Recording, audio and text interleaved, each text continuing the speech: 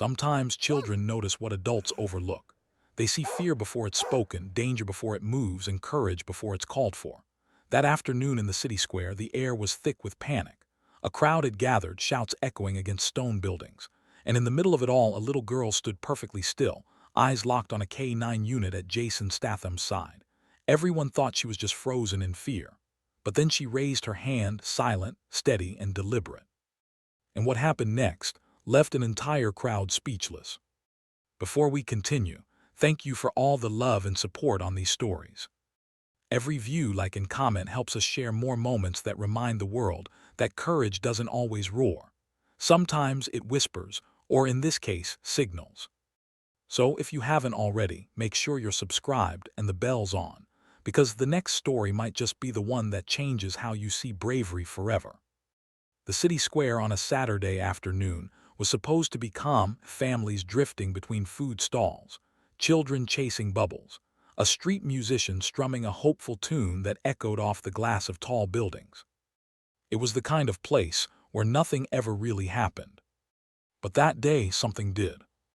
Jason Statham stood near the fountain with his K-9 partner, Rex, a Belgian Malinois with eyes that read the world faster than most humans.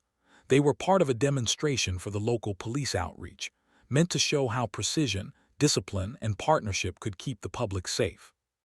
Rex sat at attention beside him, every muscle alert but calm. The crowd watched with awe as Jason demonstrated a few silent commands, a hand flick, a whistle, a subtle motion. The dog obeyed instantly. Children clapped. Parents filmed on their phones. And among the onlookers pressed near the front row was a little girl in a dark blue velvet dress. She couldn't have been more than 7, tiny, quiet, clutching a folded note in one hand. Her hair fell in soft curls, and her eyes, though young, had a weight to them. Her mother stood a few feet back, distracted, talking to someone near the barricade. The girl's gaze never left Rex. It was as if she knew him, or maybe just recognized something in the way he waited, still and loyal, like someone who listened without needing words. Jason caught her looking and smiled. "He's friendly," he called over. "You can come say hello after the demo." She didn't smile back. She just nodded once. Something about that simple gesture made him pause. He'd been around thousands of people. He could read body language the way others read headlines, and this child wasn't curious. She was watching for something, something precise. The crowd's attention shifted when a group of volunteers brought out props for the next exercise, a staged bag drop scenario. It was meant to show how Rex could detect hidden contraband through scent. The announcer explained the process. The people laughed lightly, and a few children clapped. But the girl didn't move. Her eyes darted not to the stage, but to the far edge of the square where 2 men stood near the exit, whispering, scanning the crowd. Jason followed her line of sight instinctively. The men looked out of place, not for how they were dressed, but for how they weren't paying attention to anything that everyone else was. No phones, no smiles, just tension. The little girl's breathing quickened. She clutched her note tighter. Then, with a hesitant step, she moved closer to Jason and Rex. Jason crouched slightly to meet her at eye level. "You all right, sweetheart?" he asked softly. She shook her head. "No," her voice trembled. "They said they'd take him." Jason frowned. "Who?" She pointed, small hands shaking toward the 2 men. "They took my dog. He looks like yours. I followed them." Jason's heart dropped. He exchanged a glance with the officer on his left, who immediately shifted his stance. Rex's ears twitched. He could sense the change in tone before anyone else. "You followed them here?" Jason asked gently. The girl nodded. "They didn't see me, but they hurt him. I heard him cry." Her lip quivered. "I think they put something on him." Jason's jaw tightened. "Something?" She nodded, "like a belt with wires." That was all he needed to hear. He rose slowly, gave Rex a subtle hand signal to stay alert, and pressed his earpiece. "Control, it's Statham. Possible threat at the square, southeast corner. 2 adult males, early 30s, suspicious behavior of possible explosive device on K-9. The line went dead silent for a heartbeat before the dispatcher responded. "Copy that. Units en route. Evacuate the crowd." Jason kept his face calm, his tone even. "Folks, we're going to take a quick break. Please step back from the barricades." The announcer, confused but trusting, repeated his words into the mic. The mood began to shift, subtle murmurs spreading like ripples. But before Jason could move the girl away, one of the men at the corner turned, scanning the crowd, and his gaze locked directly onto her. Everything froze. The man's expression changed from casual to cold, calculated recognition. Jason saw it, the girl saw it too, and without hesitation, before he could even speak, she raised her small hand, palm flat, outward, a silent signal. Rex moved instantly. To the untrained eye, it looked like chaos, but it was. It was precision wrapped in instinct. Rex lunged forward just as one of the men reached for something under his jacket. The dog's movement drew attention, breaking the man's line of sight long enough for Jason to pull the girl behind a barricade and bark an order. Down. Screams erupted. The crowd scattered, shoes slapping against pavement, the sound echoing off stone. Rex slammed into the man's arm, forcing whatever he was holding to the ground. The object clattered, not a gun, a remote. Jason's blood ran cold. He was already moving, closing the distance, shouting to nearby officers. "Secure the perimeter, keep civilians back." The second man tried to run, but a uniformed officer tackled him before he reached the steps. The crowd watched from behind benches and walls, hands over their mouths. Jason snapped a command, sharp, controlled. "Rex, hold." Rex froze in perfect discipline, teeth bared but motionless, pinning the man's wrist against the pavement. The first man groaned, face twisted in pain. Jason crouched beside him, eyes ice cold. "Where's the device?" The man coughed, defiant. "You're too late." Jason grabbed the remote, studied it, then looked at the girl. "You said wires, where?" She pointed shakily toward the fountain. "There, near the big dog statue, that's where they went." Jason turned to the officer. "Get the bomb unit now." The officer ran. Jason turned back to the girl, his voice low but steady. "You did good, you did real good." She blinked up at him. "Is Rex okay?" Jason nodded. "He's better than okay, you helped him do his job." The bomb squad arrived within minutes. They found a small bag tucked behind the stone fountain, wired, primed, connected to the very remote Rex had forced to the ground. The lead technician looked pale as he called it in. "Confirmed live device. Timer was set. 5 minutes left." 5 minutes. That was how close they'd been. The crowd was evacuated safely. No one was hurt. The two suspects were taken into custody. But even after the sirens faded and the officers dispersed, the square stayed quiet, the kind of quiet that feels sacred. Jason knelt beside the little girl, who was now sitting on the curb, clutching Rex's collar gently, as if holding onto courage itself. "You saved lives today," he said softly. She shook her head. "No, Rex did." Jason smiled faintly. "Rex listened because you spoke. That's partnership." She looked up at him with wide, serious eyes. "You trained him."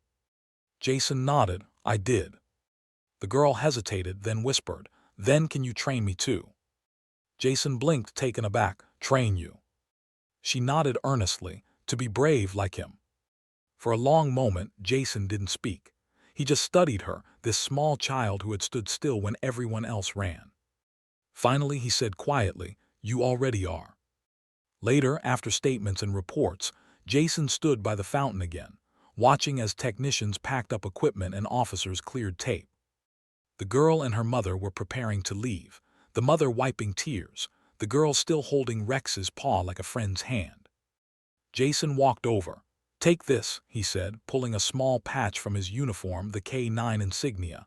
He knelt and pinned it gently to the girl's dress, for courage under pressure.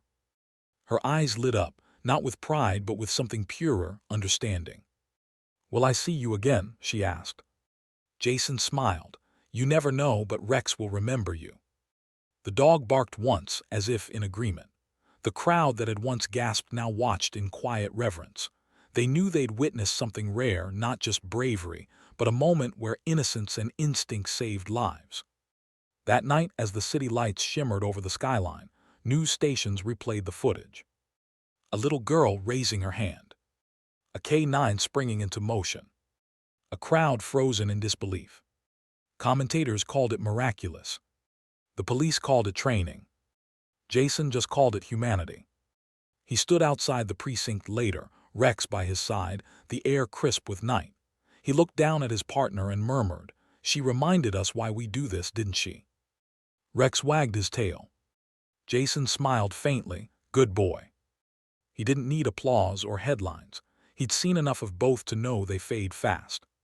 But that girl's steady hand, that silent signal, it would stay with him forever. Because sometimes courage doesn't come from years of training.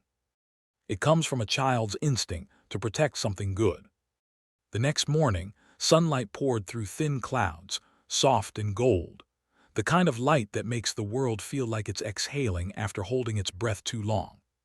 For the little girl whose name was Ellie, that morning felt strange. Her mom had let her skip school. The phone hadn't stopped ringing, reporters, neighbors, even the mayor's office. But Ellie didn't really understand what all the fuss was about. She had only wanted to help.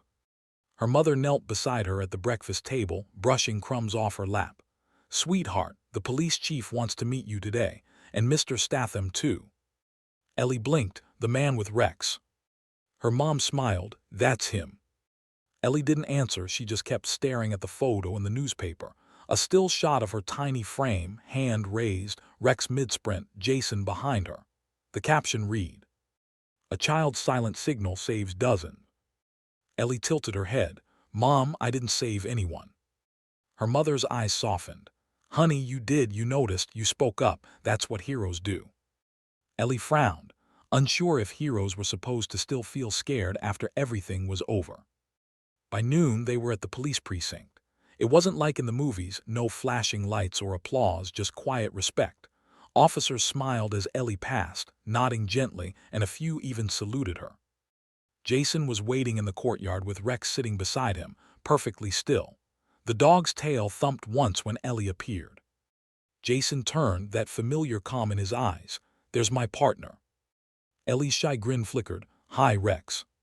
The dog tilted his head and gave a low, happy sound, somewhere between a bark and a sigh. Jason crouched beside her. "He's been looking for you since last night. Keeps sniffing the gate like he expects you to walk through." Ellie giggled softly. "He's a good boy." Jason nodded. "The best, but yesterday he wasn't the only one doing his job." He reached into his jacket and pulled out a small wooden box. Inside was a silver pin shaped like a paw print, engraved with 2 words, "Courage Recognized." He handed it to her. "This isn't an award, it's a promise to keep being brave even when nobody's watching." Ellie stared at the pin, her small fingers tracing the edges. "But I'm not brave all the time." Jason smiled faintly. "Nobody is. Bravery isn't about not being scared. It's about doing what's right even when you are." She looked up at him. "That's what Rex does, right?" "Exactly." He glanced down at his partner. "And now you know his secret." The chief came out, shook hands, thanked Ellie's mother, and posed for a photo. But what no one noticed, except Jason, was how Ellie kept glancing toward Rex like they were talking without words. When the cameras were done, she leaned close and whispered to the dog, "Thank you for listening." Rex responded the way only he could, a small nudge of his nose against her palm, a quiet affirmation that said more than words ever could. After the formalities, Jason offered to walk them home. They lived just a few blocks away, a small apartment above a bakery. The scent of bread filled the hallway as they reached the door. "Thank you again," Ellie's mother said. "I still can't believe how close we were to." Jason raised a hand gently. "No need to go over it. You both did the right thing. That's what matters." Ellie peeked up. "Are you going to find those bad men again?" He crouched down, serious but kind. "That's the plan, but we'll do it safely. That's our job." She hesitated, then asked in a whisper, "What if they come back?" Jason paused. He didn't rush to answer. He looked her in the eye first, the way you speak to someone when you want your words to stick. "Then Rex and I will be there. Maybe not right here, but close enough. You've got protectors now, Ellie." She nodded, the tension in her small shoulders finally easing.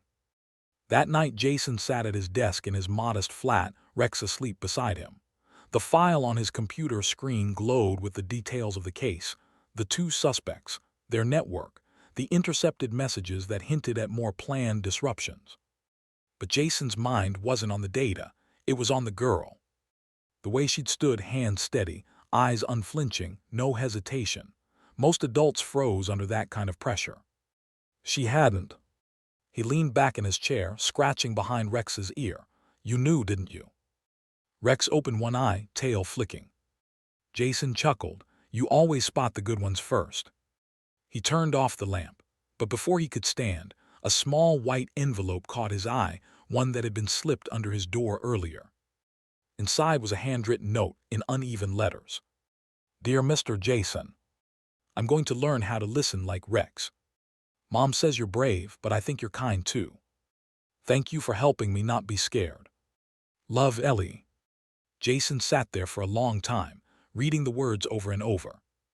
He smiled, folded the note carefully, and placed it next to a framed photo of Rex from their first year together. Not bad for a day's work, he murmured. Rex thumped his tail once, as if agreeing. Weeks passed. The city moved on, headlines shifted, and new stories took over.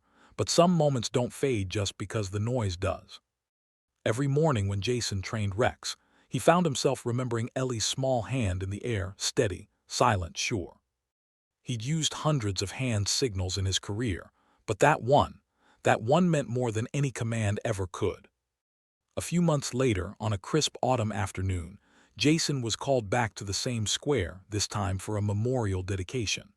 The fountain had been repaired and polished, and at its base stood a small bronze plaque that read, "To those who see what others don't, and to those who act when others freeze. In memory of courage, big and small." As the mayor spoke, Jason noticed Ellie and her mom in the front row. Ellie wore the same blue dress, now pinned with her silver Courage Recognized badge. When she caught sight of Jason and Rex, she smiled shyly and waved. Rex barked once, tail wagging. The crowd laughed softly. Jason leaned down and whispered, "Go on then." Rex trotted forward, sat beside the girl, and rested his head against her shoulder, a gesture that drew tears from more than a few eyes. Ellie laughed, hugging him. "Hey, partner."